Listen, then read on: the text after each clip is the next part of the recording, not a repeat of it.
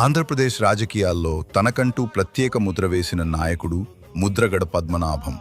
1978లో రాజకీయ ప్రస్థానం ప్రారంభించిన ఆయన ఎమ్మెల్యేగా, మంత్రిగా, ఎంపీగా ప్రజలకు సేవ చేశారు. ఎన్టీఆర్ మంత్రివర్గంలో పనిచేసిన ముద్రగడ్ తర్వాత కాలంలో కాపు రిజర్వేషన్ ఉద్యమానికి ప్రధాన నాయకుడిగా మారారు. కాపులను బీసీల్లో చేర్చాలనే డిమాండ్తో ఆయన చేపట్టిన ఉద్యమాలు రాష్ట్ర రాజకీయాలను కుదిపేశాయి. తాను నమ్మిన విషయం కోసం నిరాహార దీక్షలకు సైతం వెనుకాడని వ్యక్తిగా ఆయనకు ప్రత్యేక గుర్తింపు ఉంది. 2024 ఎన్నికల్లో పిఠాపురం ఫలితంపై చేసిన రాజకీయ సవాల్ కారణంగా తన పేరును ముద్రగడ పద్మనాభరెడ్డిగా మార్చుకోవడం మరో సంచలనంగా మారింది.